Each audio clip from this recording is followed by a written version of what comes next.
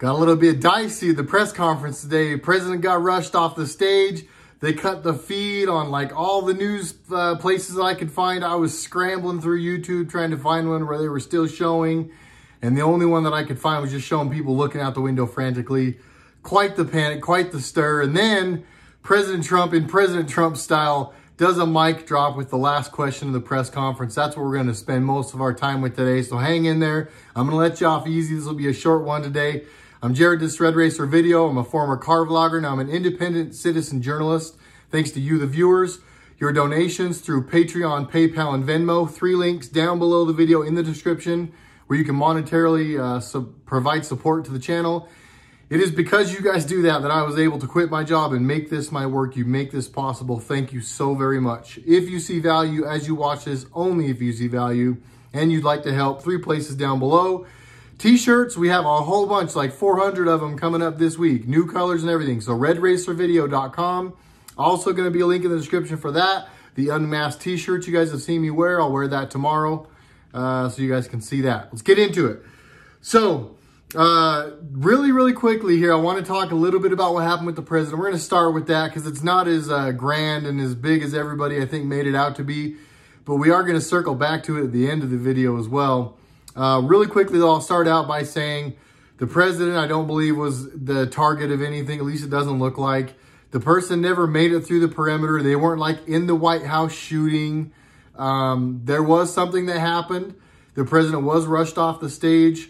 From what I could gather, and I went back and watched it over and over, and I was watching it live when it happened. So for what it's worth, I was freaking out. As somebody who just this morning in my group of friends said, man, all this stuff you hear just, you know, it starts to weigh on you. And the stuff you hear about the president and people trying to lay siege on the White House. And then that happened today. So as you're watching live, all of a sudden you hear, Mr. President. And then you hear, from what I could gather as I watched it back and played it over and over and played the volume loud. And this didn't happen as you watched it live.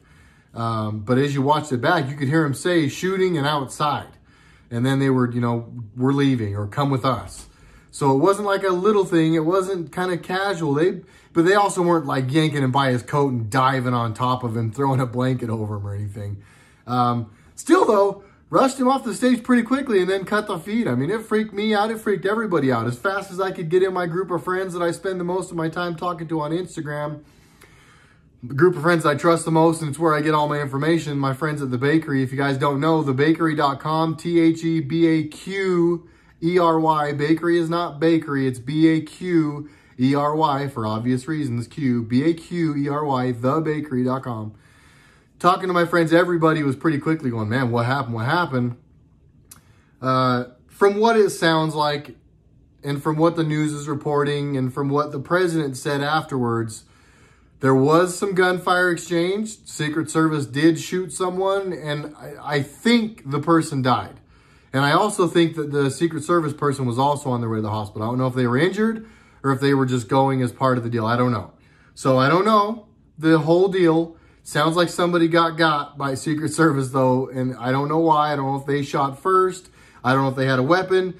The press went and grilled the president. He kept saying, I don't know anything. I don't know anything. I didn't stop reporter after reporter from laying, and again, they ask these questions. I've covered this in many videos, but they ask questions that are assumptive, right? Did the person have a gun? You know, were they shooting? Were they after you? Are you scared now? Does it make you nervous? Are you scared standing here? Just the way that they badger our president, I've said it before and I'll say it again and then we'll move on. Our press is an embarrassment to this country. An embarrassment. All but very few. One of which is Chanel Ryan, I think you say it. Ryan. She's from AON, One American News Network. And at the end of the presser, the president took a bunch of, he takes it like a champ. For what it's worth, they are not fun. And he really did take it in stride. Defended his stance on everything that he did with the executive orders and did it very well. Pointed out all the things that I said in my video yesterday. If you guys didn't watch my video yesterday on Sunday was kind of what everybody was talking about today. So it didn't leave me with a whole bunch of things I felt like I had to say today. But again, back to Chanel. Her question at the end, President Trump skipped another reporter. I think it might have been her second question, but he skipped her and said, OAN, you wanted to ask something, didn't you, OAN? So I'm sure he knew that she had a question for him that he wanted to answer, and he used it as his mic drop. So what she asked, she even prefaced it by saying, Mr. President, thank you. Thank you for coming back after the scuffle. She called it a scuffle. And then she said she had an opinion question for him. She said, she asked him if Joe Biden, and if the reason that he has Susan Rice, and for those who don't know, there's been a lot of talk that Susan Rice is on the short list of people to be the VP. And what he said was, or what she said rather, what Chanel said was, do you think that Susan Rice is on the top of the list because she can cover up a lot of the Obamagate surveillance stuff that happened?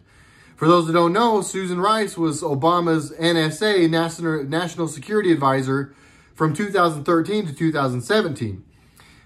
General Flynn was Donald Trump's NSA, or incoming NSA, and that's why we think they had the hush-hush on him and they needed him to shut up, because he was going to come in and then have Susan Rice's job and see everything, and he had already made it clear that he wanted to go after the intelligence agencies because he knew what they were doing, and he knew they were laundering money.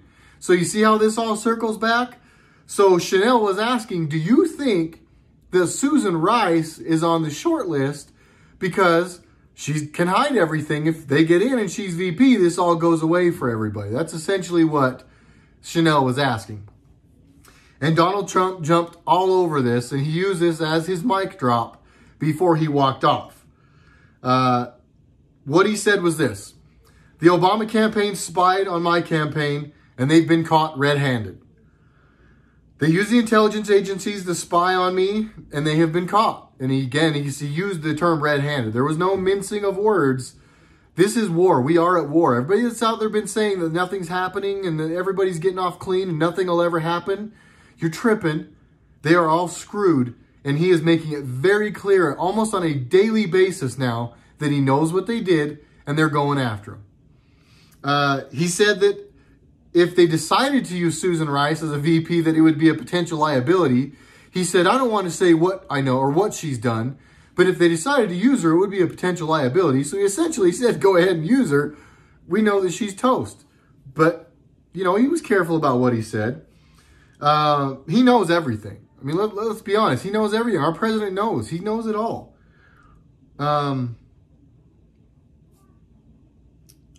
All I'm going to say in closing about the rushing off of the president on the stage, and I can see that I'm only 8 minutes. You guys got off way easy today. We're going to be done before 10. Don't go anywhere. I think, and I'm not going to say that this was a scripted thing that happened. This is all speculation. RedRacer video speculation. Put no weight in this beyond just me thinking outside of the box here. If nothing else, what happened today outside of the White House, someone dying at the hands of Secret Service, is going to serve as a notice to anybody. And you've probably seen, there are people who are talking about laying siege on the White House. There's a lady, I don't even know who she is or what group she's in. I'm not going to give her any thought. I do not want you guys even to go look her up because they're a bunch of clowns. But there are people acting like they're going to rush and lay siege on the White House and take over the White House. Give me a break. Just like the people who are going to rush Area 51, right? We are at war. Everybody, reminder. I've said this before. I'll say it again. We are at war. There are big, big, big things coming. The executive orders that Donald Trump signed went around everything that they were trying to do. They were trying to get trillions of dollars funneled into their money laundering schemes that they could siphon off of and misdirect funds and bail out their Democratic states and hide. And now they're out burning the world, burning down how many different Amazon factories, how many different warehouses they're going to burn up. It looks pretty obvious like they're burning up the evidence in a lot of places, guys. It is going down. Our president says it on camera now. And I'm sure that it's not being broadcast in mainstream media. Stick in there. Stick with RedRacer Video. If you guys see value in what we're doing, 3 links down below to support. RedRacerVideo.com if you guys want the shirts that say unmasked to reveal the true nature of expose. If you guys like those shirts, they'll be available soon. Thanks to everybody that's supporting. To everybody who has sent stuff to the P.O. Box, because there now has been quite a few. To all my people out there that have sent checks, I know I've never given you guys any love. I always talk about Patreon, PayPal, Venmo. I have not said a word about the people who send checks, and there has been a bunch of you. Thank you. To everybody else that's sending other stuff, health and wellness stuff to help with my health things that people have known about recently, my fainting things. Thank you. The support has been very, very, very humbling and motivating as well. So thank you, everybody. I love you. I will see you on the next one. Jared RedRacer.